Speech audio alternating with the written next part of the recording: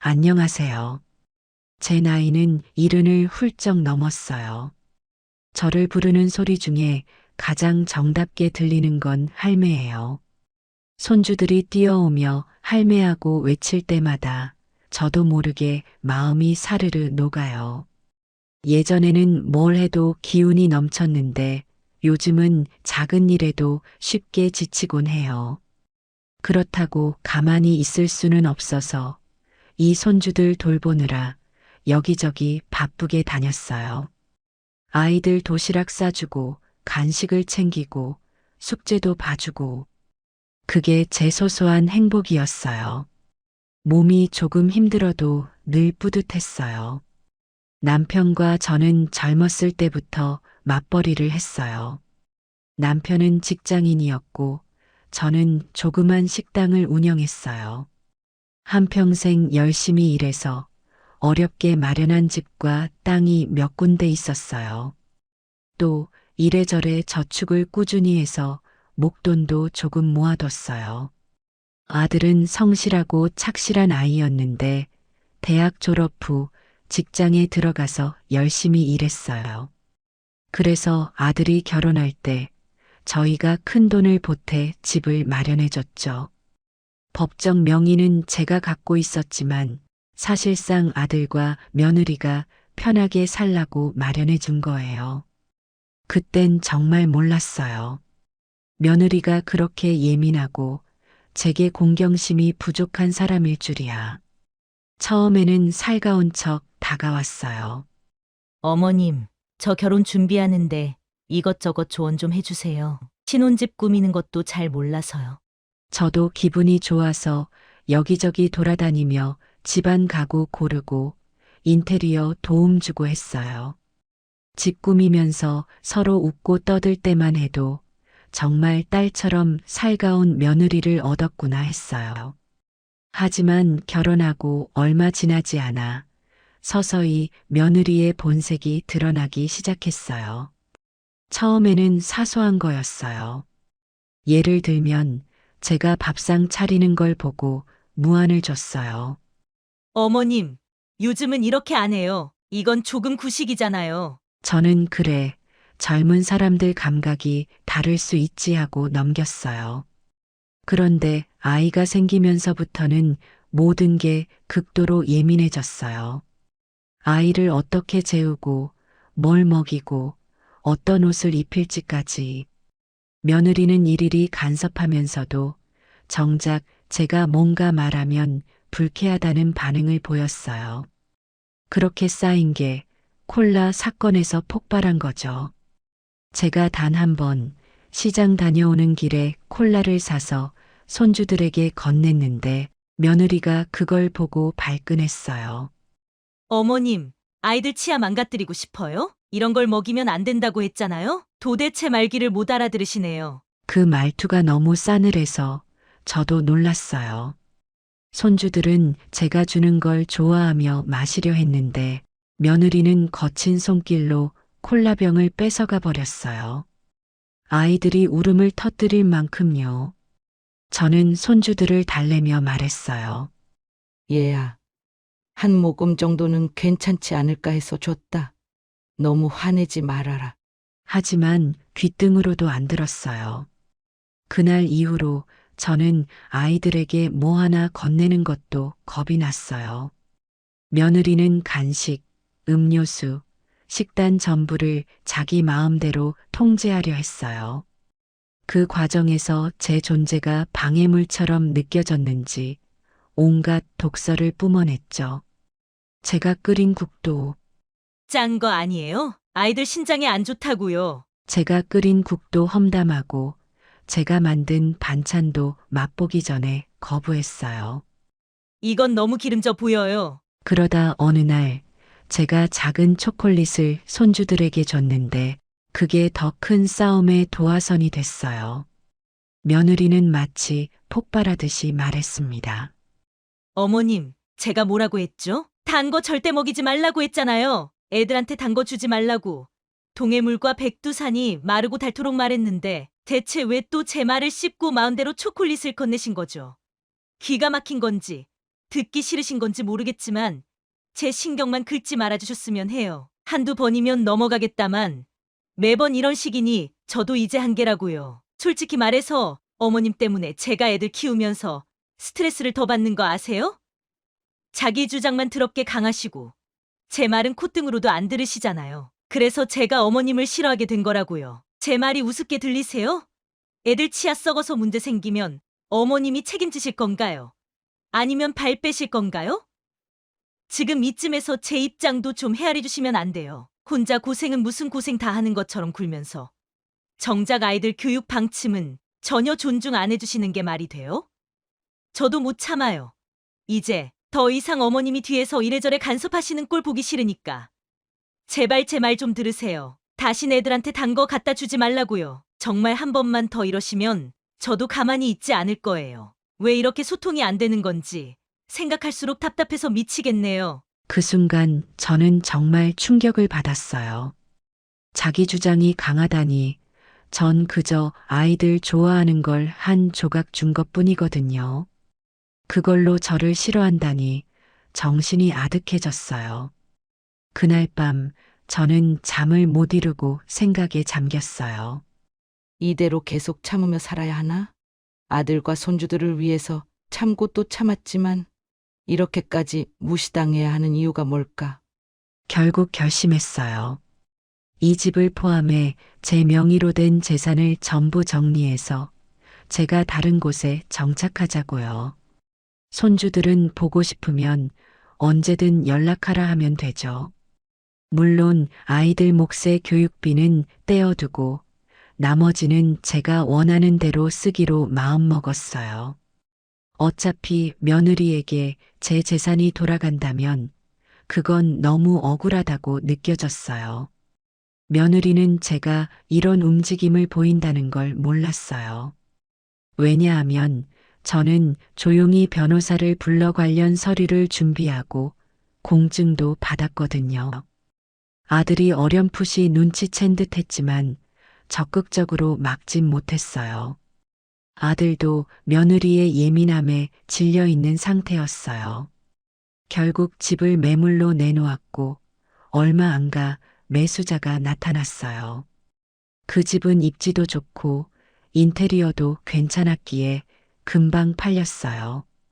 그 즈음 며느리는 뒤늦게 이 사실을 알게 됐어요.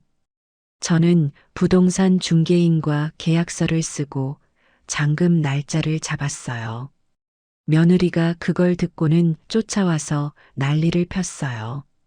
어머님, 지금 제정신이세요? 이 집을 팔면 우리 가족은 어쩌라고요? 아이들은 어디서 살라고요? 왜 이렇게 일방적으로 처리하세요? 저는 담담하게 대답했어요.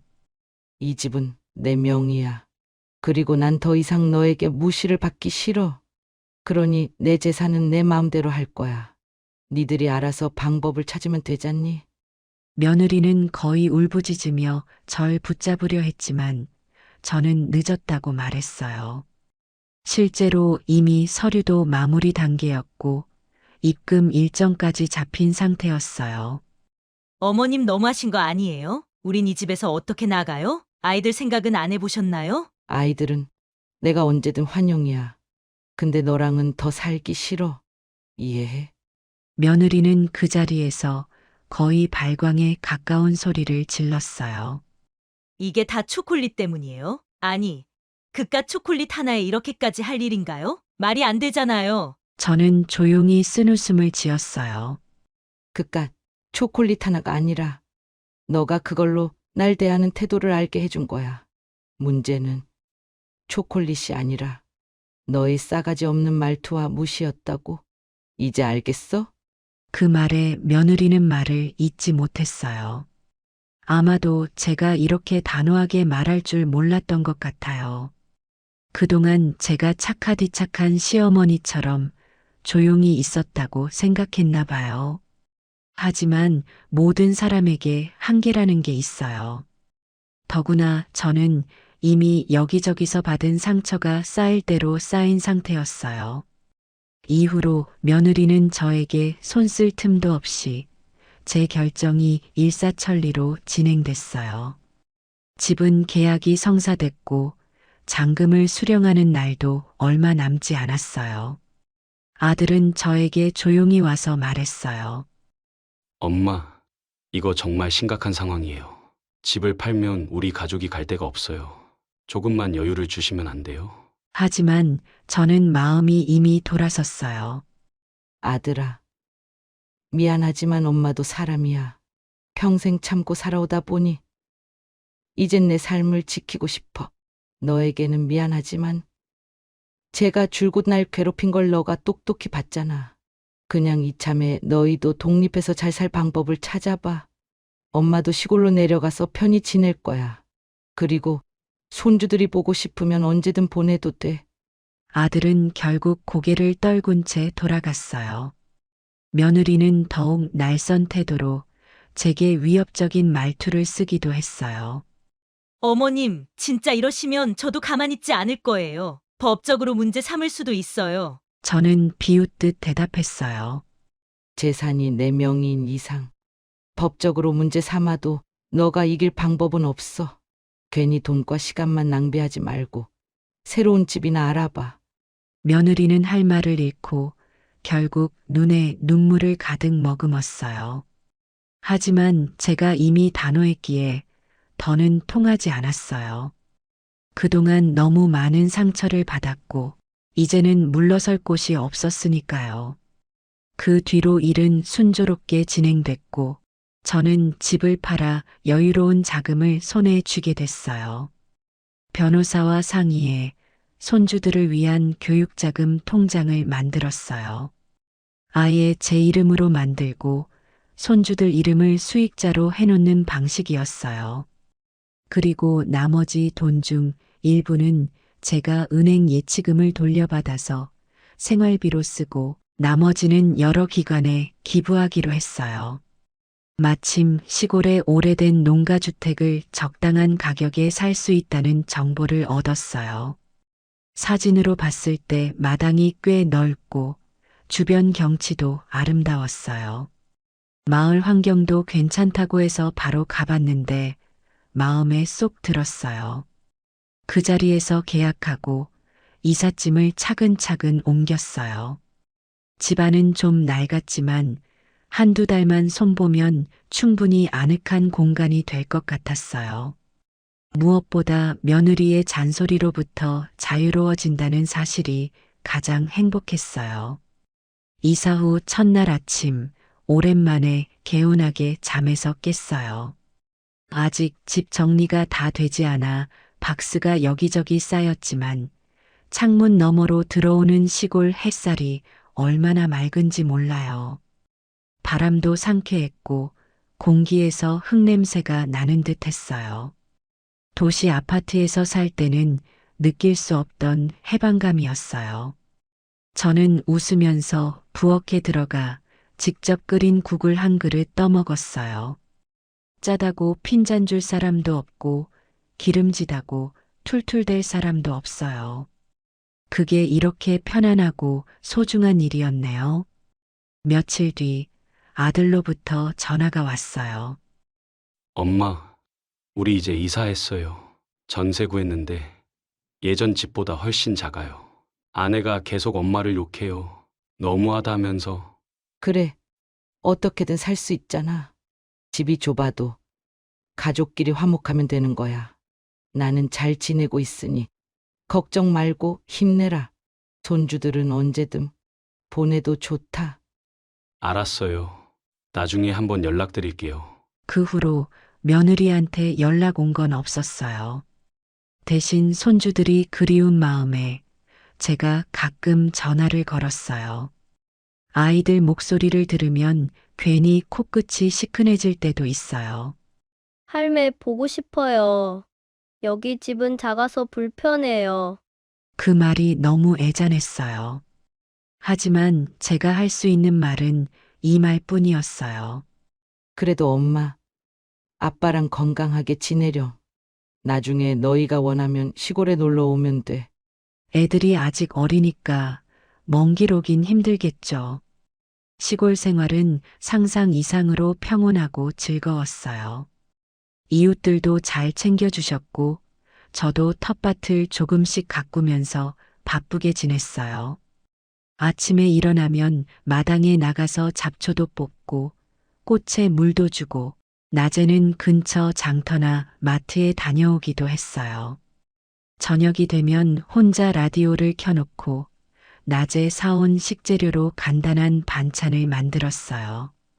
그리고 마당에 놓아둔 작은 의자에 앉아 저녁 노을을 바라보곤 했어요. 내가 이렇게 마음 편히 살아도 되나? 싶을 정도로 행복했어요. 가끔 콜라가 마시고 싶을 땐 마을 슈퍼에서 사와서 냉장고에 넣어두었어요. 손주들 생각이 나면 그 콜라를 꺼내 한 모금 마셨어요. 그 달달하고 시원한 기포가 마치 이제 자유롭게 살라고 속삭이는 것 같았어요. 예전 집에서 며느리 눈치 보며 탄산음료 하나 못 마시던 시절이 떠오르면 지금이 꿈만 같았어요. 한 번은 며느리가 문자를 보냈어요. 문자 내용은 온통 불만과 원망이었어요. 어머님, 아이들이 계속 불편해하고 있어요. 정말 이렇게까지 하실 필요 없잖아요. 우리를 고생시키려고 작정한 건가요? 가족인데 너무한 거 아니에요? 저는 답장하지 않았어요. 대답해봤자 소용없을 테니까요. 며느리가 무슨 말을 하든 저는 제 삶을 지킬 거예요. 시간이 흘러 계절이 바뀌었어요. 봄이 오고 여름이 찾아오고 이제 가을이 다가왔어요. 집 앞 나무들은 점차 단풍으로 물들고 들판엔 추수 준비가 한창이에요. 그 풍경을 바라보고 있으면 마음이 한결 평화로워져요. 이제 그 어떤 잔소리도 독설도 들리지 않아서 좋아요. 며느리가 그렇게 아이들 건강을 걱정한다면서 결국 제 마음의 병은 조금도 신경 쓰지 않았다는 게 새삼 떠오르지만 그래도 괜찮아요. 이미 지나간 일이니까요. 어느 날 동네 어르신 한 분이 병원에 입원했다는 소식을 들었어요. 저는 마을 분들과 함께 병문안을 갔어요. 그곳에서 문득 떠오른 게 있었어요. 나도 이제 나이가 있는데 언제 어떤 일이 일어날지 모르지. 그렇다면 더더욱 내 삶이 소중하구나. 병문안을 마치고 돌아오면서 집 근처 산책길에 앉아 한참을 생각했어요. 만약 그때 며느리에게서 벗어나지 못했다면 지금 이 시골 풍경을 편히 볼 수 있었을까 싶었어요. 아마 계속 가슴 졸이며 살았겠죠. 며느리는 아직도 저를 원망하고 있을 거예요. 그래도 저에게는 상관없어요. 저는 제 남은 인생을 더 이상 희생하고 싶지 않으니까요. 아들과 손주들은 보고 싶지만 방법이 없는 건 아니에요. 언젠가 손주들이 성장해서 제 의사를 존중해 줄 때가 오면 분명히 다시 만나게 될 거라 믿어요. 그때가 되면 제가 겪은 이 모든 과정을 아이들에게 솔직히 털어놓을지도 몰라요. 그리고 말해줄 거예요. 할매도 한때는 너무 참아서 속이 썩어 들어갔단다. 하지만 늦게라도 용기를 냈더니 이렇게 웃으며 살게 됐어. 가끔 이웃들이 제게 물어봐요. 도시에서는 무슨 일 하셨어요? 왜 혼자 여기로 오셨나요? 그러면 저는 대충 얼버무리면서 답해요. 살다 보니 시골이 좋아 보여서 왔어요. 굳이 가정사를 얘기하고 싶지 않거든요. 근데도 마음속으론 이렇게 외치고 싶어요. 사실은 며느리가 초콜릿 갖고 난리를 치는 바람에 내가 여기까지 오게 됐다. 그게 내 인생의 전환점이었다. 그리고 내심 스스로에게 박수를 쳐주고 싶어요. 잘 버텼고 잘 이겨냈다고요. 요즘은 작은 텃밭에 상추, 고추, 방울토마토 같은 걸 심었어요. 조금씩 자라는 모습을 보면 뿌듯해져요. 매일 물 주고 잡초 뽑다 보면 어느새 해가 중천이에요. 시간이 빨리 가죠. 저녁 무렵엔 마당에 앉아지는 해를 바라봐요. 하늘이 물드는 색이 날마다 달라요. 그걸 보는 것만으로도 마음의 치유가 된달까 괜히 콧노래가 흘러나와요. 전엔 상상도 못했던 여유예요. 며느리와 마지막으로 얼굴을 본 게 언젠지도 잘 기억이 안 나요. 그때 이 모든 게 초콜릿 때문이냐며 분노에 찬 눈빛을 보였는데 사실 초콜릿이 문제가 아니었잖아요. 그녀의 태도, 말투, 저를 깔보는 시선, 그리고 아이들 앞에서 마구 고성을 지르는 모습이 문제였죠. 전 그걸 더는 견딜 수 없었어요. 아무리 시어머니라도 사람 대접은 받아야 한다고 생각해요. 며느리가 아이들 때문에 이렇게 예민했다고 말해도 그건 자기 합리화일 뿐이죠. 사람들은 종종 말해요. 고부 갈등은 세대 차이 때문에 생긴다. 서로 한 발씩 물러나야 한다. 저도 어느 정도 동의해요. 하지만 한쪽이 일방적으로 고함치고 무시하고 험담을 일삼는데 어떻게 물러나나요?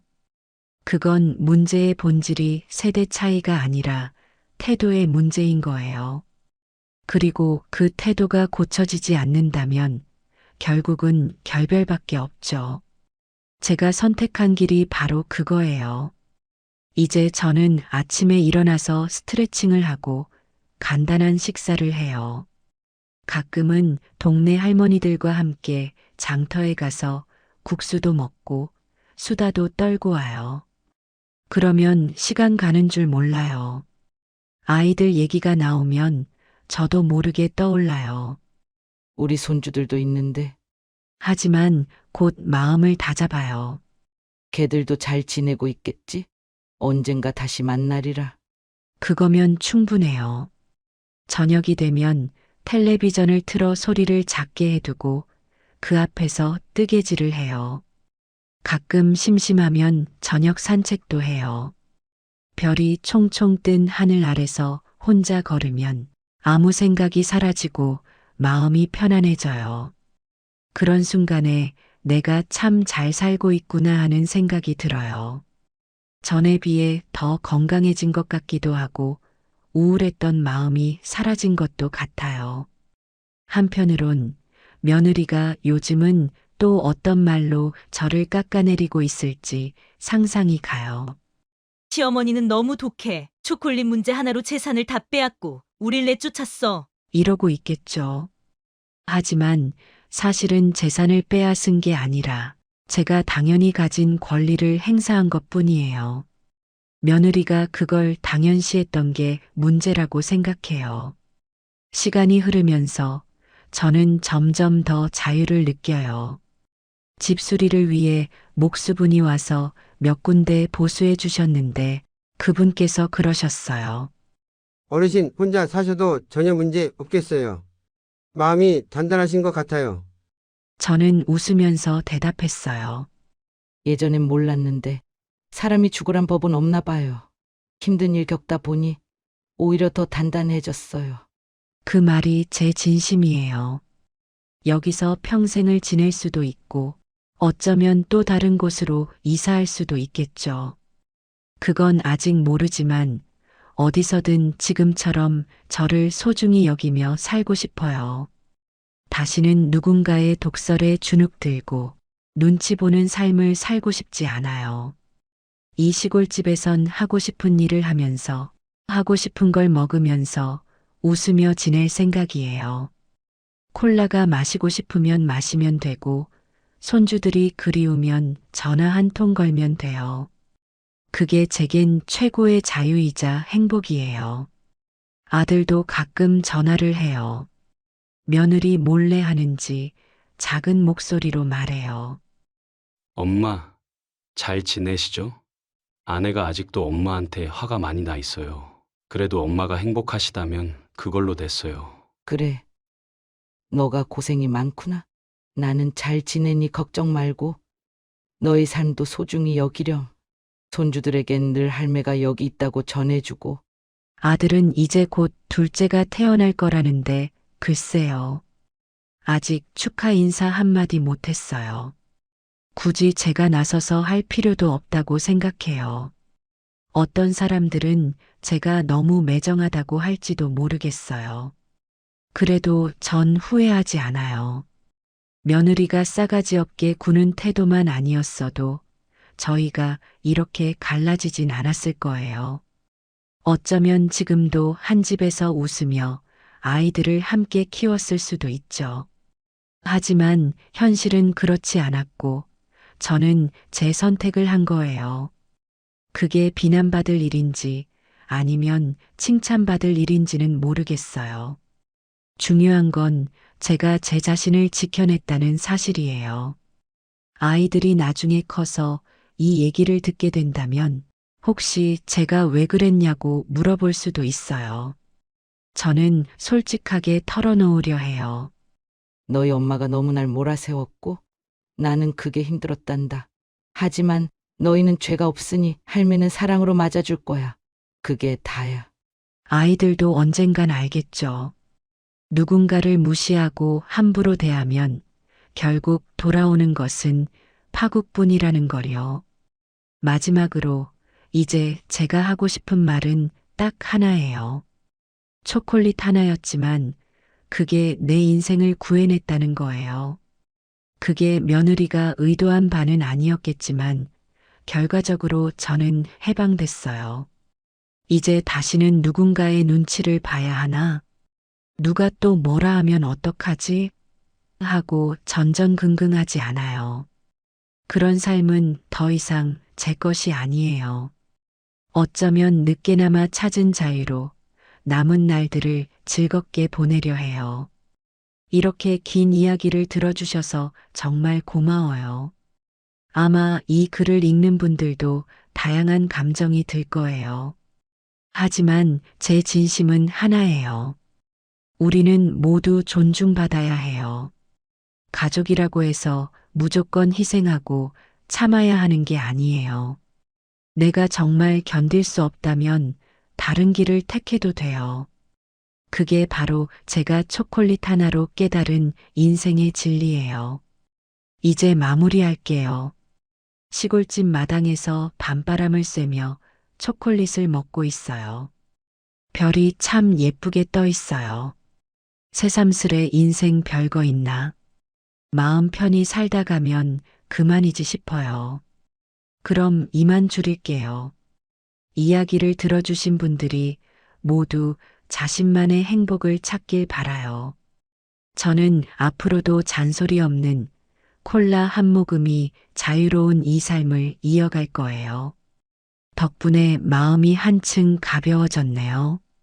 다음에는 더 밝은 소식을 들고 찾아오겠습니다. 여러분, 제가 겪은 이야기를 하나 들려드릴게요. 평소처럼 밥 한 끼 먹으러 국밥집에 갔던 날이에요. 그곳은 제가 몇 번 가봤던 가게였고 맛집으로 소문난 곳이거든요. 저는 집에서 밥 차려 먹기가 좀 힘든 사람입니다. 수전증이라는 병 때문이에요.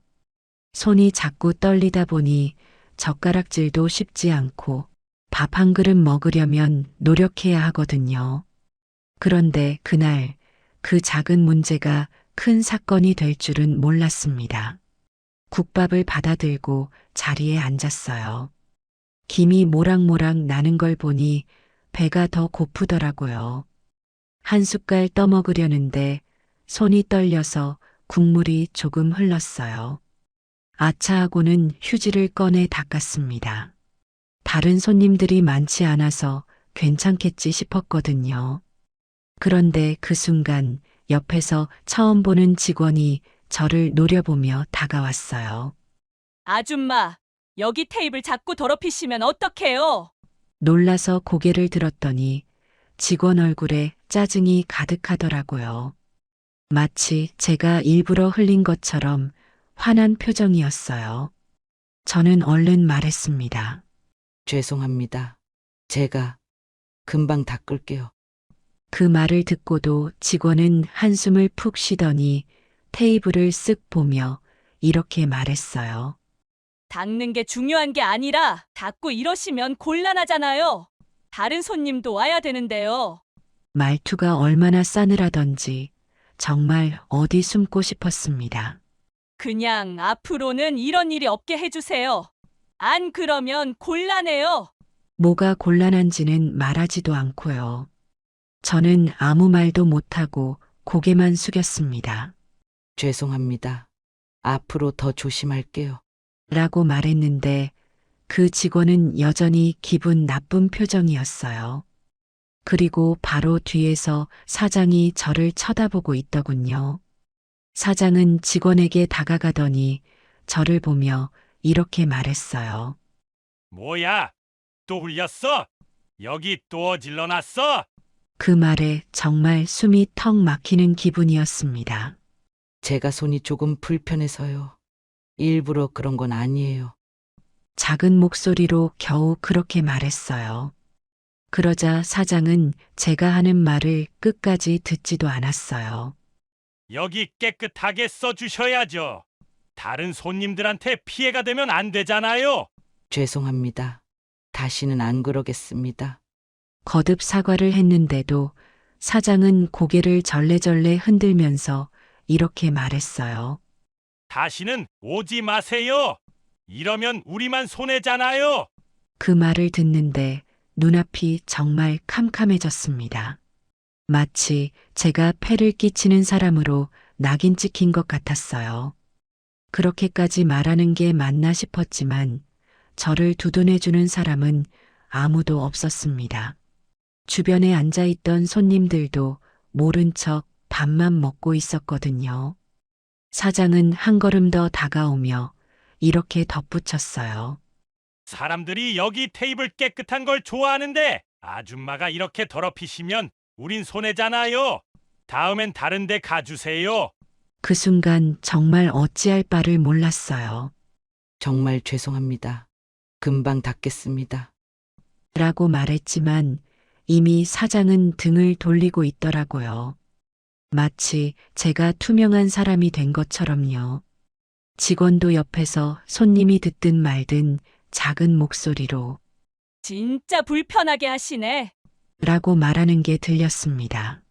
작은 목소리였지만 제 귀에는 너무나 선명하게 들렸어요. 그게 얼마나 모욕적이었는지 말로 다 할 수가 없습니다. 제가 다른 사람들에게 민폐를 끼치는 사람이 된 것 같아서 너무 부끄러웠어요. 결국 밥은 몇 숟갈 뜨지도 못한 채 자리에서 일어났습니다. 그 자리에서 돈을 내고 가게를 나왔지만 뒤돌아보지도 못했어요. 문 밖으로 나오는데 손이 얼마나 떨리던지 계산서마저 떨어뜨릴 뻔했어요. 밖에서는 바람이 차갑게 불더군요. 그 바람을 맞으며 걸어가는데 눈물이 나더라고요.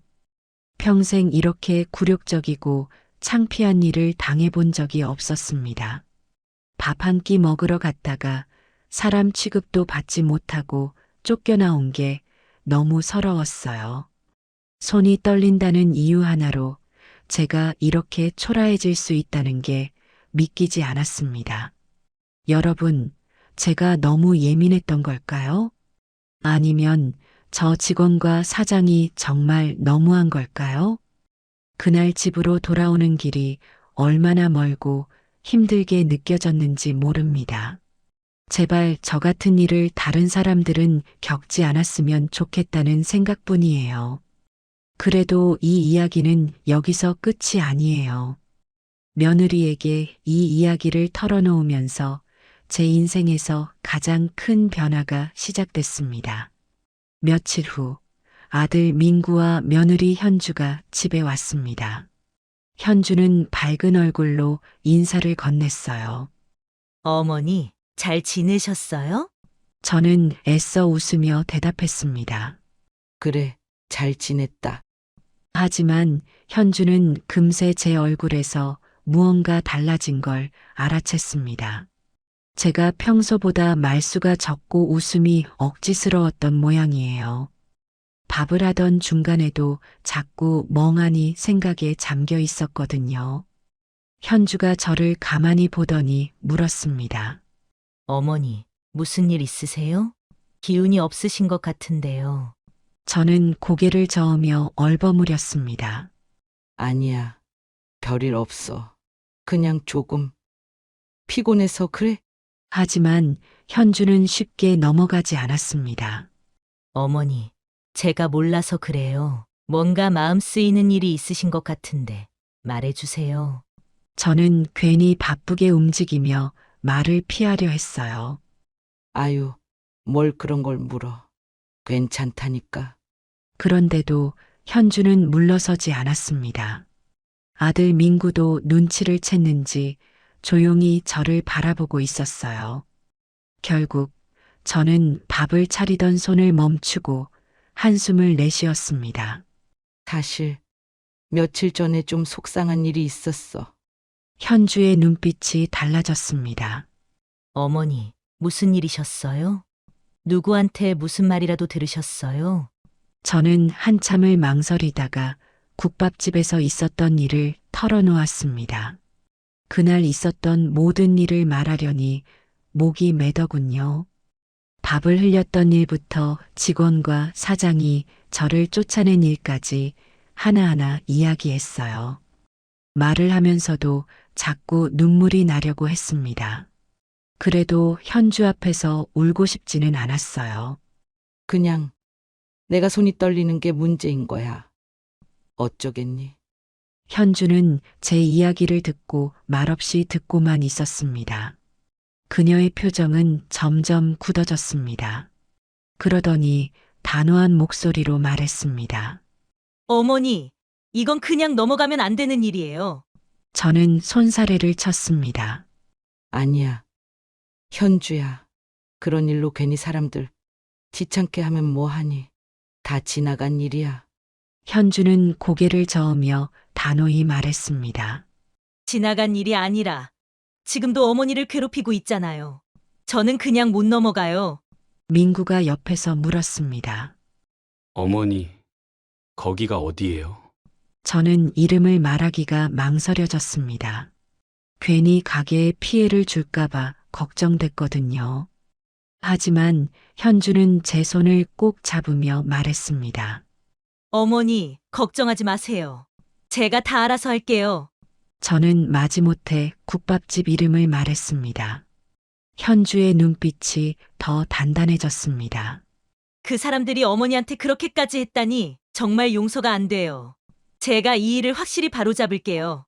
저는 현주의 그 말이 무슨 뜻인지 잘 이해하지 못했습니다. 그저 너무 단호한 며느리의 모습에 약간 당황스러울 뿐이었어요. 그냥 넘겨라. 현주야. 괜히 문제만 생긴다.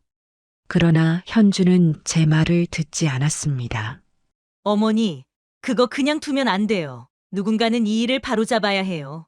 그냥 두면 또 다른 사람이 똑같은 일을 겪을 거예요. 그 말에 저는 더 이상 할 말이 없었습니다. 현주는 이미 결심을 한 듯 보였거든요.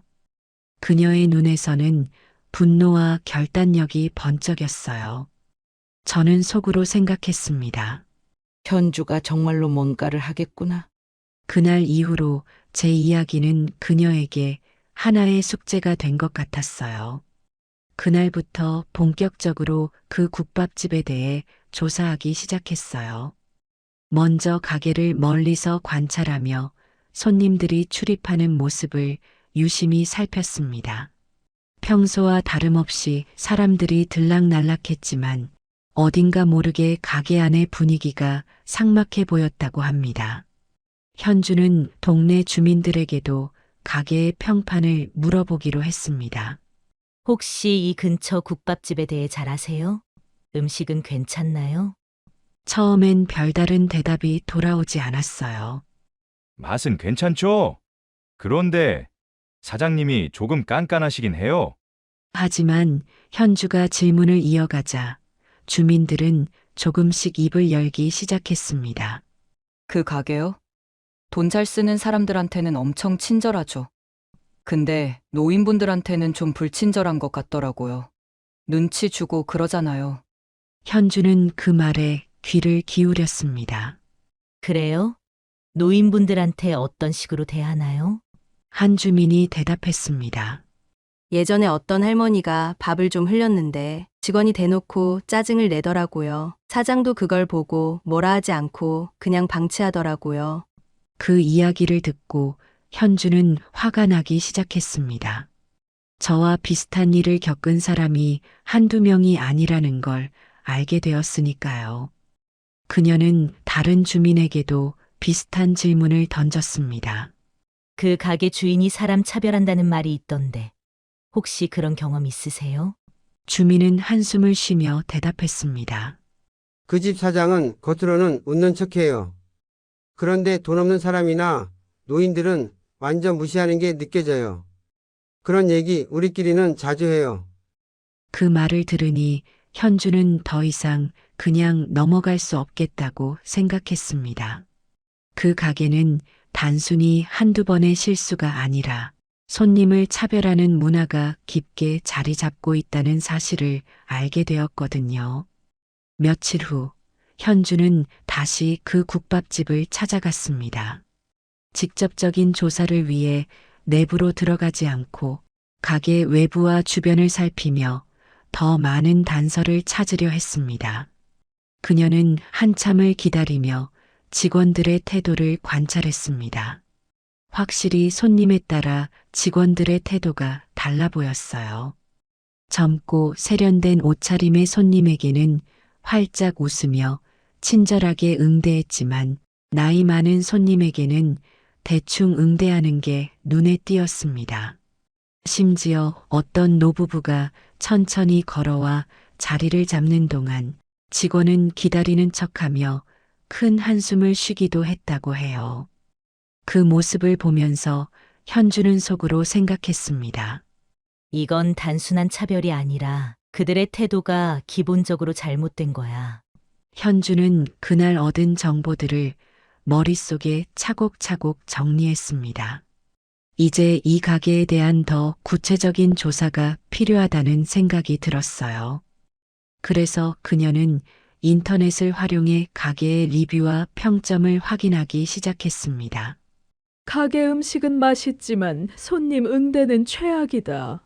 노인분들께 불친절한 태도가 거슬립니다. 이곳은 차별이 느껴지는 곳이에요.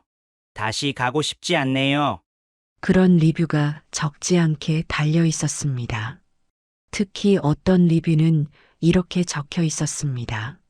우리 어머니가 식사를 하다가 조금 흘리셨는데 직원이 대놓고 짜증을 냈어요. 그걸 보고 너무 속상했습니다. 손님을 그렇게 대하면 안 되는 거 아닌가요? 현주는 그 리뷰를 보며 저와 같은 피해를 입은 사람이 많다는 사실에 더 큰 분노를 느꼈습니다. 이 사람들이 단순히 실수로 어머니를 무시한 게 아니었어. 이건 그냥 습관이야. 이제 현주는 행동에 나설 준비를 했습니다. 그녀는 가게의 불법적인 부분까지 조사해 보기로 했습니다. 가게의 위생 상태는 어떤지, 직원들의 근무 환경은 제대로 되어 있는지 꼼꼼히 따져볼 생각이었죠. 여기까지 조사했으니 더 들어가야겠어? 현주는 스스로에게 그렇게 다짐하며 다음 단계를 준비하기 시작했습니다. 이제 그녀의 목표는 단순히 문제를 드러내는 것을 넘어 가게의 잘못을 법적으로 바로잡는 일이었습니다. 그 사람들, 손님을 무시하고 차별한 대가가 얼마나 큰지 반드시 알게 해줘야 해. 현주는 결심을 굳혔습니다. 그녀의 복수는 이제 본격적으로 시작될 준비가 되어 있었던 겁니다. 현주는 더 이상 지체하지 않고 본격적으로 행동에 나섰습니다.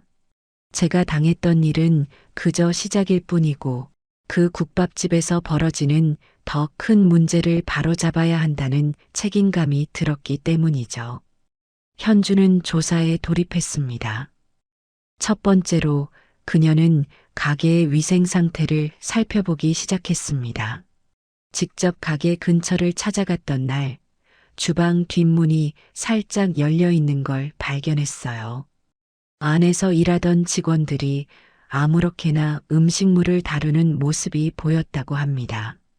위생복을 제대로 입지도 않은 채 음식을 조리하거나 재료를 바닥에 떨어뜨리고도 그대로 사용하는 모습이 포착되었죠. 저 정도로 더러운 주방에서 음식을 만든다고? 손님들 건강은 신경도 안 쓰는 건가 봐. 현주는 이 장면을 몰래 촬영했습니다.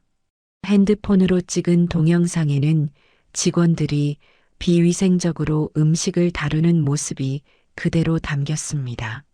이 영상 하나로도 충분히 문제 제기를 할 수 있겠어. 하지만 이걸로 끝나면 안 되지. 현주는 위생 문제만으로는 부족하다고 생각했습니다. 그 가게가 손님을 차별하고 불공정하게 운영되는 구조적 문제까지 드러내야 한다고 판단했거든요. 다음으로 그녀는 가게의 운영 실태를 깊이 파헤치기로 했습니다. 인터넷을 통해 가게의 사업자 등록 정보를 찾아냈고 근처 세무서에 문의해 과거의 세무 기록을 알아봤어요. 조사 결과 국밥집은 몇 년 동안 세금 신고를 제대로 하지 않은 흔적이 있었고 경고를 받은 기록도 발견되었습니다. 이 사람들이 세금도 제대로 내지 않으면서 장사를 하고 있었다니. 현주는 여기서 멈추지 않았습니다. 가게 직원들의 근무 환경도 알아보기 위해 주변에서 일했던 경험이 있는 사람들을 찾기 시작했죠. 한 식당 근처 주민에게 물어보니 예전에 그곳에서 일했던 아르바이트생을 소개받을 수 있었습니다. 안녕하세요. 예전에 그 국밥집에서 일하셨다고 들었는데 혹시 근무 환경이 어땠는지 여쭤봐도 될까요? 그 아르바이트생은 처음엔 말하기를 망설였지만 현주가 상황을 설명하자 천천히 입을 열었습니다. 거기요? 솔직히 진짜 최악이었어요. 돈도 제대로 안 주고 무조건 사장이 시키는 대로 해야 했어요. 최저임금은 제대로 받으셨어요? 아니요. 계약서도 안 썼고 현금으로 주면서 최저임금보다 훨씬 적게 줬어요. 문제 제기하면 그냥 나가라고 했고요. 현주는 이 말을 듣고 크게 분노했습니다. 이 정도로 사람들을 착취하면서 어떻게 장사를 이어갈 수 있었던 거지? 그녀는 아르바이트생의 증언을 기록하고 법적 조치를 위한 자료로 정리했습니다. 이 증언 하나만으로도 충분히 문제를 제기할 수 있어. 이제 하나씩 구체적인 증거를 모아야겠어. 현주는 다음 단계로 언론을 활용하기로 마음먹었습니다. 그녀는 자신이 가진 증거들, 비위생적인 주방 영상, 아르바이트생의 증언, 세무 문제 기록 등을 모두 정리한 뒤 지역 언론사에 제보했습니다. 이 가게가 어떻게 손님들을 차별하고 직원들을 착취하며 위생 문제까지 방치하고 있는지 밝히고 싶습니다. 지역 언론사는 이 제보에 큰 관심을 보였습니다. 이런 사례는 반드시 보도해야 합니다. 직접 가게를 찾아가 확인해 보겠습니다. 며칠 뒤 기자가 가게를 방문해 취재를 시작했고 그 과정에서 사장과 직원들의 태도를 목격하게 되었습니다. 그들은 기자에게도 불친절한 태도를 보이며 차별적인 언행을 이어갔습니다. 그로부터 며칠 후 현주의 제보를 바탕으로 작성된 기사가 인터넷에 게재되었습니다. 땡땡국밥, 손님 차별과 위생 문제 심각. 직원들에게 최저임금도 지급하지 않아. 라는 제목의 기사였죠. 이 기사는 빠르게 확산되며 큰 파장을 일으켰습니다. 현주는 이 기사를 읽으며 생각했습니다. 이 정도로는 부족해. 법적으로도 그들의 잘못을 증명해야 해. 그녀는 가게의 법적 문제를 해결하기 위해 변호사를 찾기로 했습니다. 그녀의 지인은 소송 경험이 많은 변호사를 소개해 주었고 현주는 그와 만나 모든 자료를 공유했습니다. 변호사는 현주의 이야기를 듣고 자료를 검토한 뒤 말했습니다. 이 정도 증거라면 충분히 법적 조치를 취할 수 있습니다. 위생 문제와 세무 문제, 그리고 노동법 위반 모두 명백하네요. 현주는 변호사와 협력해 가게를 법적으로 압박하기 위한 절차를 진행하기 시작했습니다. 법적으로도 도덕적으로도 이 사람들은 용서받을 수 없어요. 반드시 책임을 물어야 해요.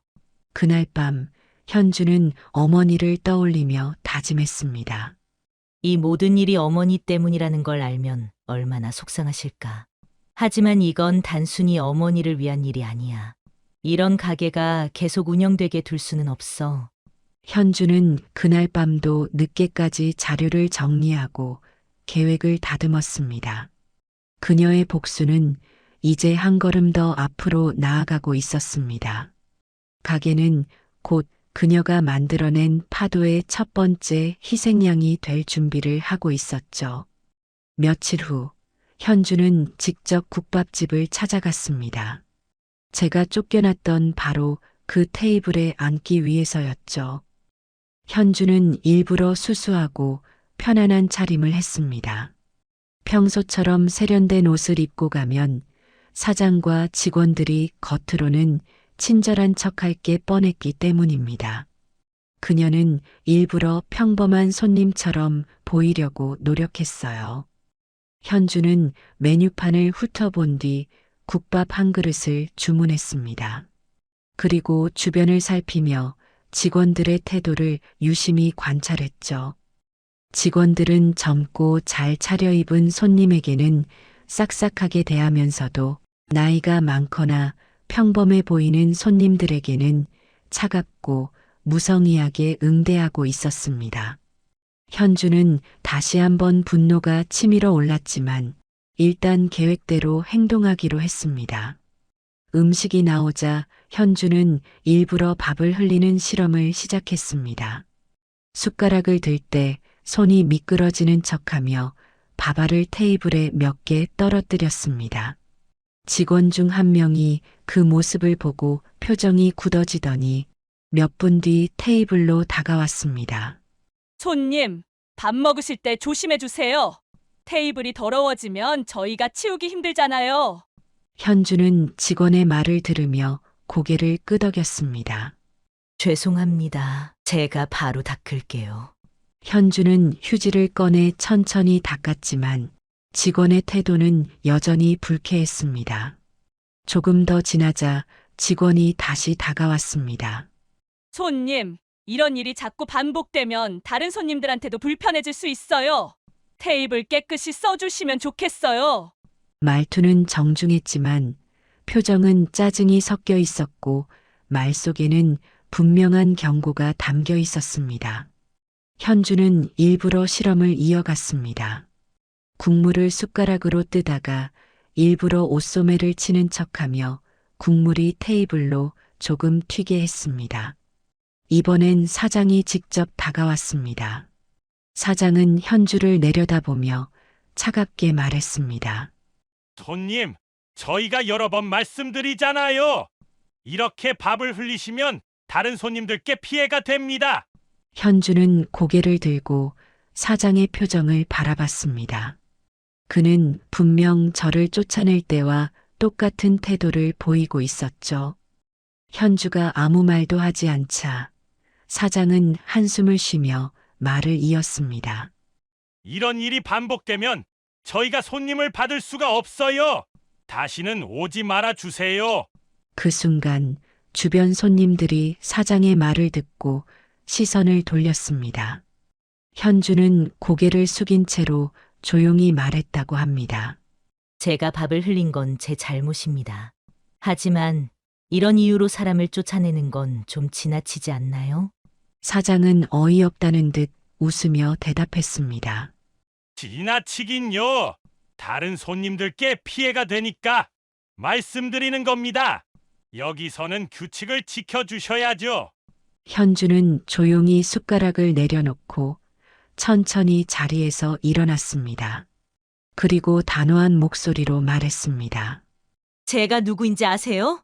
사장은 현주의 차림새를 보고 별다른 인물이라고 생각하지 않은 듯 했습니다.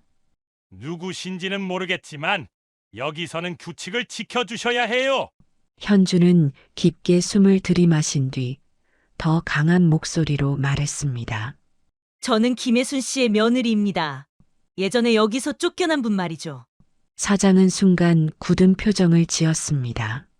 주변 손님들도 웅성거리기 시작했어요. 현주는 말을 이어갔습니다. 그분은 제 시어머니시고 손이 불편해서 밥을 흘리셨던 거예요. 그런데 당신과 직원들은 그런 이유로 사람을 쫓아냈습니다. 오늘 저는 그게 정말 우연이었는지 확인하고 싶어서 왔습니다. 사장은 갑자기 표정을 바꾸며 변명하기 시작했습니다. 아, 그때 일이요? 뭐, 오해가 좀 있었던 것 같은데요. 저희도 그럴 의도는 아니었어요. 현주는 가만히 그의 말을 듣다가 단호하게 끊었습니다. 오해요? 지금 이 자리에서도 똑같은 태도를 보이면서 무슨 오해를 말씀하시는 겁니까? 사람을 차별하고 무시하는 게 당신 가게 운영 철칙인가요? 사장은 당황한 듯 대답했습니다. 그게 아니라 그냥 저희도 규칙이 있어서요. 깨끗하게 써주셔야 하니까. 현주는 비웃듯 웃으며 대답했습니다. 규칙이요. 제가 조사한 바로는 당신 가게는 규칙이고 뭐고 없는 곳이더군요. 위생은 엉망이고 세금 신고도 제대로 하지 않았던데요. 직원들에게 최저임금을 주지도 않으면서 무슨 규칙을 운운하는 겁니까? 사장의 얼굴이 창백해졌습니다. 주변 손님들은 현주의 말에 더욱 주목하기 시작했어요. 저는 그냥 넘어가지 않을 겁니다. 이 가게에서 벌어진 모든 일을 이미 기록했고 언론과 법적으로 문제를 제기할 준비를 마쳤습니다. 사람을 이렇게 차별하고 무시하면서도 계속 장사할 수 있을 거라고 생각했다면 큰 오산입니다. 그 순간 가게 안은 적막해졌습니다. 사장은 아무 말도 하지 못한 채 고개를 돌렸고 직원들조차 어찌할 바를 몰랐습니다. 현주는 주변 손님들에게 고개를 숙이며 말했습니다. 제가 소란을 일으켜 죄송합니다. 하지만 이건 반드시 짚고 넘어가야 할 문제라고 생각합니다. 그리고 그녀는 계산대에 돈을 올려놓고 가게를 떠났습니다. 현주는 문을 나서며 속으로 다짐했죠. 이제 시작이야. 이 사람들이 얼마나 큰 대가를 치르게 될지 보여주겠어. 현주는 국밥집에서의 대면 후 자신의 행동을 한 단계 더 강하게 이어가기로 했습니다. 가게에서 있었던 모든 일을 영상으로 촬영했던 그녀는 영상을 SNS에 올리기로 결심했어요. 그 영상에는 사장이 차별적인 태도로 현주를 대하는 모습과 그녀가 문제를 제기하자 당황하며 변명하는 모습이 고스란히 담겨 있었습니다. 현주는 영상과 함께 강렬한 문구를 적었습니다. 저희 시어머니 같은 약한 이들에게 이런 대접을 한 가게입니다. 이 가게에서 겪은 일이 여러분의 일일 수도 있습니다. 영상을 올리자마자 반응은 폭발적이었습니다. 몇 시간 만에 수천 명이 영상을 공유했고 댓글이 쏟아졌습니다. 어떻게 이런 가게가 장사를 할 수 있는지 이해가 안 됩니다. 노인이나 몸이 불편한 분들을 이렇게 차별하다니 말이 안 돼요. 이 가게 이름 기억하겠습니다. 절대 가지 않을 겁니다. 단순히 SNS에서 끝난 일이 아니었습니다. 지역 언론도 이 사건에 관심을 보이며 취재를 시작했습니다. 며칠 후 지역 뉴스에 국밥집 사건이 보도되었습니다. 지역 국밥집, 손님 차별과 위생 문제로 논란이라는 제목과 함께 현주가 촬영한 영상이 그대로 방송되었죠. 기사를 본 사람들은 더 큰 분노를 느꼈습니다. 우리 부모님도 가끔 이 가게에 가셨는데 정말 화가 납니다. 나이 든 손님들을 무시하면서 장사한다니 이런 가게는 문을 닫아야 마땅합니다. SNS뿐만 아니라 지역 주민들 사이에서도 이 가게의 악명이 빠르게 퍼졌습니다. 현주는 여기서 멈추지 않았습니다. 그녀는 영상과 함께 자신이 조사한 자료들을 노동청과 세무서에 제출했습니다. 노동청에는 아르바이트생들이 최저임금을 제대로 받지 못했다는 증언과 관련 자료를 제공했고, 세무서에는 가게의 세금 신고 누락 기록과 위반 사항을 제보했습니다. 이 가게는 손님들뿐 아니라 직원들에게도 비인간적으로 대했습니다. 반드시 조사해 주세요. 노동청은 즉시 해당 가게를 조사하기 시작했습니다. 조사 결과 가게는 계약서를 작성하지 않고 직원들을 고용해 임금을 현금으로 지급하며 최저임금 이하를 지불한 사실이 드러났습니다. 아르바이트생들은 추가 수당이나 근로시간 기록도 없었고 사장이 그들의 불만을 무시하며 협박까지 했다는 증언도 나왔습니다. 세무서의 조사 결과도 충격적이었습니다. 가게는 몇 년간 세금 신고를 제대로 하지 않았고 매출을 일부러 축소 신고해 납세를 피한 기록이 발견되었습니다. 그뿐만 아니라 음식 재료를 공급받으면서도 정식 거래 계약 없이 불법적으로 처리한 흔적도 드러났습니다. 위생 문제는 이미 언론과 SNS에서 큰 화제가 되었던 상황이었습니다. 조사 과정에서 발견된 주방의 상태는 더 심각했습니다. 유통기한이 지난 재료를 사용한 흔적, 제대로 청소되지 않은 조리대, 그리고 음식물 쓰레기를 방치한 채 조리가 이루어졌던 사실이 확인되었습니다. 현주는 이러한 모든 문제들을 하나씩 드러내며 가게가 더 이상 숨을 곳이 없게 만들었습니다. 그녀는 지역 언론에 추가 제보를 하며 말했습니다. 이건 단순히 손님 차별의 문제가 아닙니다. 이 가게는 전반적으로 법과 윤리를 무시한 채 운영되어 왔습니다. 이런 곳이 계속 장사를 할 수 있다면 그 피해는 고스란히 손님들과 지역사회로 돌아갈 겁니다. 현주의 노력과 언론의 보도로 인해 가게의 평판은 하루가 다르게 추락했습니다. 단골 손님들은 발길을 끊었고 그동안 가게에 불만을 품었던 사람들은 공개적으로 비판의 목소리를 높였습니다. SNS에는 가게 앞에서 찍힌 사진들이 올라왔고 이곳을 가지 말자는 해시태그가 확산되었습니다. 결국 사장은 더 이상 버티지 못하고 가게를 잠정 휴업한다고 발표했습니다. 하지만 휴업은 문제를 해결해 주지 않았습니다. 노동청과 세무서에서 정식으로 고발 조치가 이루어졌고 위생 문제로 인해 관할 행정기관에서도 과태료와 영업정지 처분을 내렸습니다. 사장은 자신의 행동이 드러난 이후에도 언론에 변명만 늘어놓았습니다. 우리가 그렇게까지 잘못한 건 아닙니다. 다 오해에서 비롯된 일입니다. 하지만 사람들은 더 이상 그의 말을 믿지 않았습니다. 현주는 멈추지 않았습니다. 이건 단순히 가게 하나의 문제가 아니에요. 이런 일이 반복되지 않으려면 끝까지 책임을 물어야 합니다. 그녀는 노동청과 세무서의 조사가 끝날 때까지 계속 자료를 보완하며 협력했습니다. 몇 주 뒤 가게는 공식적으로 폐쇄되었습니다. 사장은 법적 처벌을 피하기 위해 고군분투했지만 현주가 수집한 자료와 증언 앞에서 변명의 여지가 없었죠. 가게 앞에 걸렸던 간판은 철거되었고 그 자리는 텅 빈 공간으로 남았습니다. 동네 주민들은 이 사건을 교훈 삼아 지역사회에서 더 이상 이런 일이 발생하지 않도록 목소리를 높였습니다. 현주는 가게의 몰락을 바라보며 깊은 한숨을 내쉬었습니다. 이제야 조금 마음이 놓이네요. 어머니를 비롯한 피해자들에게 작은 정이라도 찾아준 것 같아요. 하지만 그녀는 이 사건이 끝이 아니라 시작이라는 걸 알고 있었습니다. 이제는 이 자리에 더 나은 가게가 들어서도록 만들어야 해요. 어머니 같은 분들이 더 이상 이런 일을 겪지 않게. 그녀의 복수는 단순한 개인적인 싸움이 아니라 사회적 정의를 실현하는 과정이 되어가고 있었습니다. 국밥집 사건이 SNS와 언론을 통해 알려지면서 동네는 혼란에 휩싸였습니다. 소식을 들은 주민들은 충격과 분노를 감추지 못했어요. 우리도 저기 자주 갔었는데 그런 일이 있었다니 믿을 수가 없네요.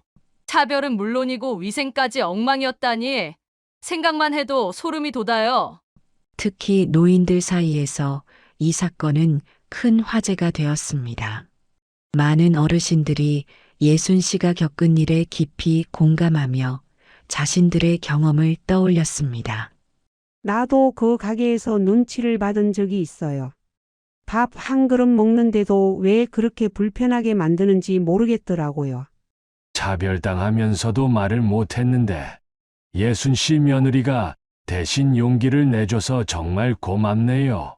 주민들 사이에서는 자연스럽게 불매 운동이 시작되었습니다. 그런 가게에 다시는 발을 들일 수 없어요. 저희 가족도 다신 안 갈 겁니다. 주변 사람들에게도 가지 말라고 말할 거예요. 가게 앞에는 손님들이 끊겼고 지나가는 사람들도 차가운 시선으로 그곳을 쳐다봤습니다. 가게의 평판이 추락하자 그동안 참고만 있던 피해자들의 제보가 쏟아지기 시작했습니다. 저도 거기서 밥을 먹다가 밥알 몇 개 떨어뜨렸더니 직원이 대놓고 눈치를 줬어요. 사장이 계산대에서 기분 나쁜 말을 했던 기억이 아직도 생생합니다. 손님을 무시하는 곳이었어요. 이런 이야기들이 모이면서 국밥집은 단순히 한 사람에게 잘못을 저지른 게 아니라는 사실이 더욱 명확해졌습니다. 노인들뿐만 아니라 동네 상인들도 이 사건에 주목하기 시작했습니다. 우리도 장사하면서 손님들께 불친절할 때가 있었는데 이번 일을 계기로 반성하게 됐어요.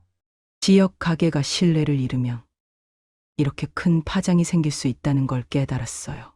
현주는 사건이 예상보다 더 큰 반향을 일으키고 있다는 걸 느꼈습니다.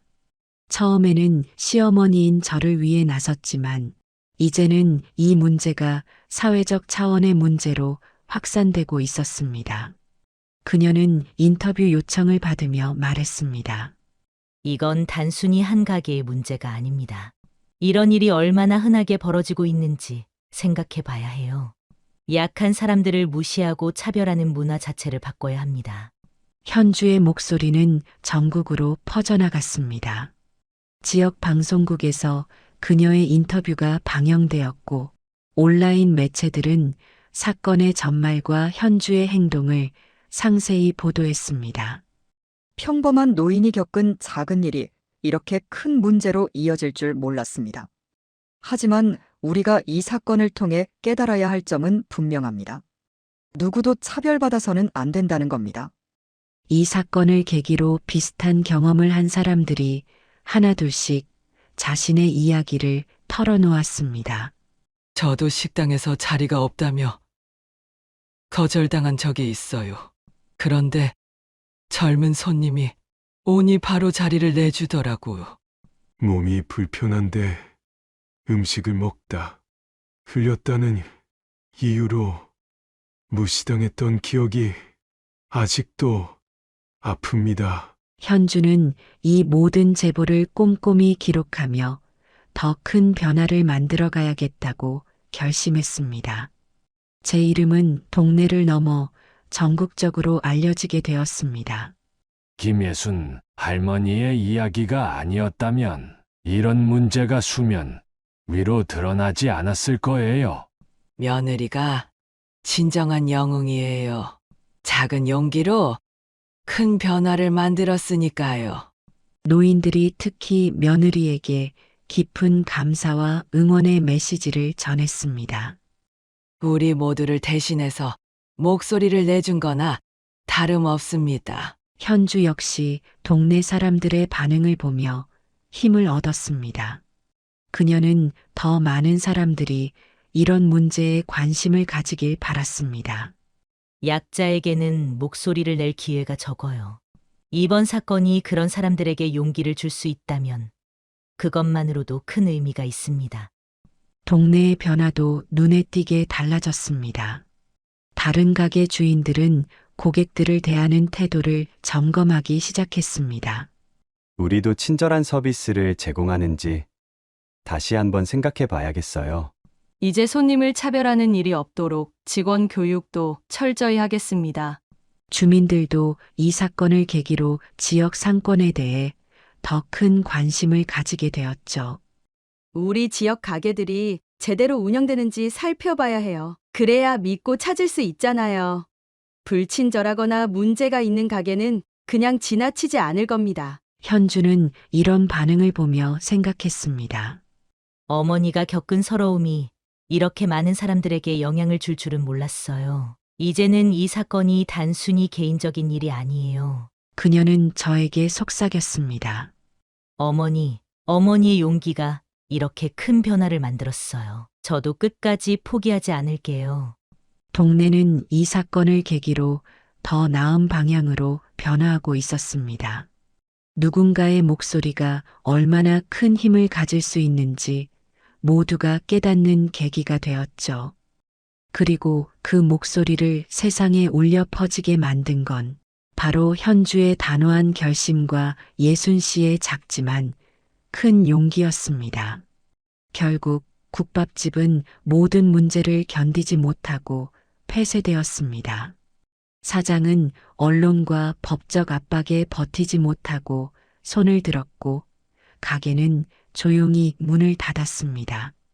굳게 잠긴 문과 내려진 간판은 그동안 이곳에서 벌어진 문제들을 상징하는 듯 했습니다. 동네 주민들은 가게 폐쇄 소식에 안도하며 말했습니다. 드디어 저런 가게가 사라졌네요. 진작에 없어졌어야 했어요.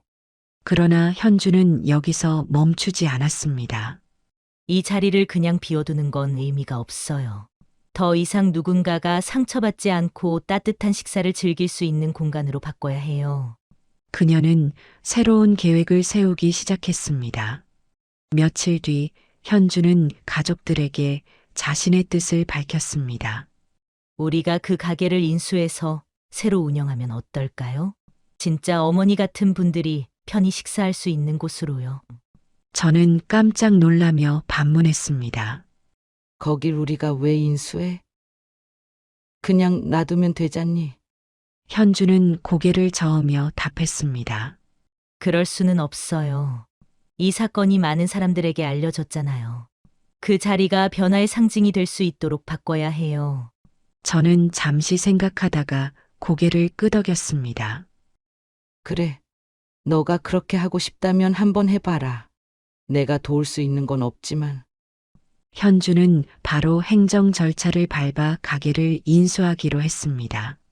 인수 과정은 쉽지 않았습니다. 폐쇄된 가게를 새로 열기 위해 필요한 서류와 복잡한 절차들이 현주 앞을 가로막았습니다.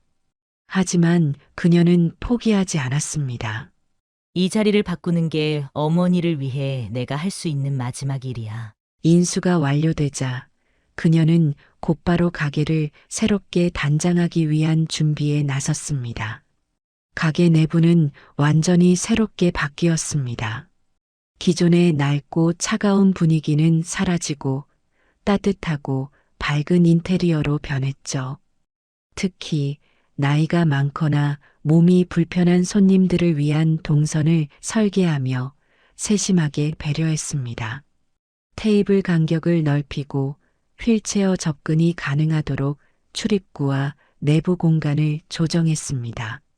메뉴도 새롭게 구성되었습니다. 기존의 국밥 메뉴는 유지하되 지역에서 나는 신선한 재료로 만든 특별 요리를 추가했습니다. 현주는 음식을 통해 동네 주민들에게 감사의 마음을 표현하고 싶어 했습니다. 오픈 준비가 한창일 때 그녀는 특별한 이벤트를 준비했습니다. 첫날은 모든 손님들께 무료로 식사를 대접할 예정이에요. 어머니와 같은 분들이 편히 오실 수 있다는 걸 보여드리고 싶어요. 오픈 전날 저는 가게에 초대받아 첫 손님으로 식사를 했어요. 주방에서 나온 따뜻한 국밥 한 그릇을 보니 가슴이 벅차올랐죠. 숟가락을 들기 전에 눈물이 핑 돌았어요. 이 자리에서 다시 밥을 먹게 될 줄은 상상도 못했어.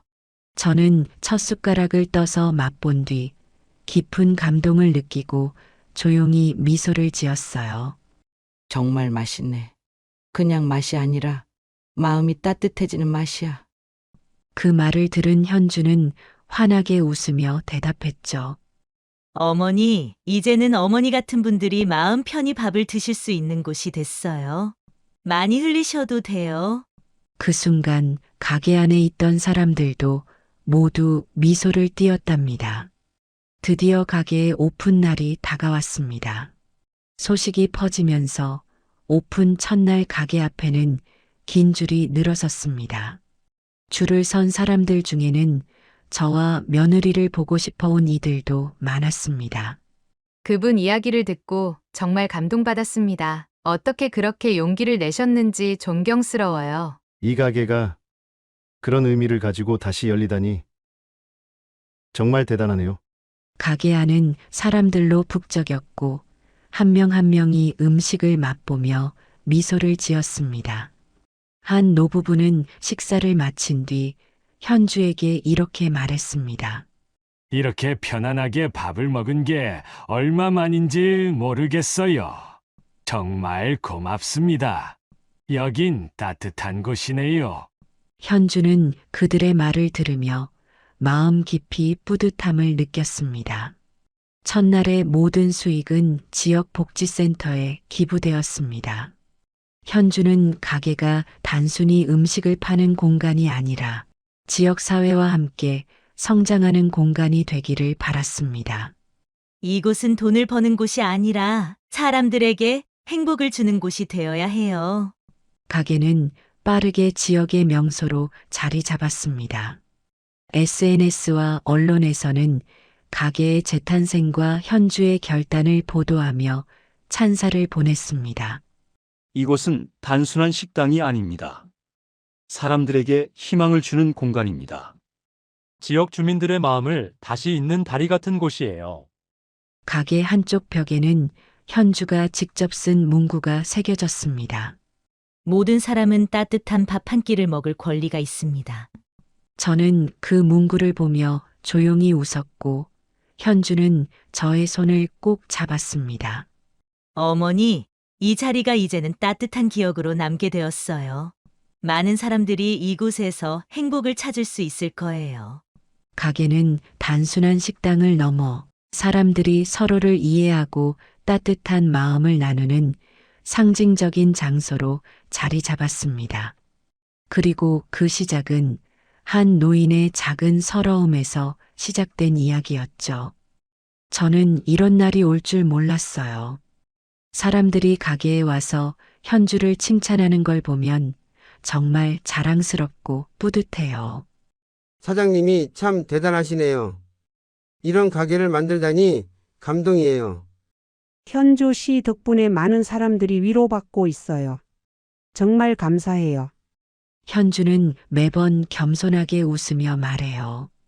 제가 한 건 어머니를 위해 용기를 낸 것뿐이에요. 그게 전부예요. 하지만 제가 보기엔 그게 전부가 아니에요. 현주는 제가 하지 못한 일을 해낸 사람이거든요. 저처럼 밥 한 끼 때문에 상처받은 사람들이 다시 웃을 수 있게 만든 사람이니까요. 가게는 이제 동네 사람들뿐 아니라 멀리서도 찾아오는 사람들로 붐벼요. 사람들은 현주를 보며 칭찬을 아끼지 않아요. 정말 따뜻한 공간이에요. 여기서 밥을 먹으면 마음까지 채워지는 느낌입니다. 그 말을 들을 때마다 현주는 수줍게 웃으며 고개를 숙여요. 하지만 저는 압니다. 그녀의 마음 속에는 자신이 한 일을 자랑스럽게 생각하는 확신이 있다는 거요. 현주 덕분에 우리 가족도 많은 변화를 겪었어요. 민구도 현주를 더 존경하게 되었고 둘 사이가 더 단단해졌죠.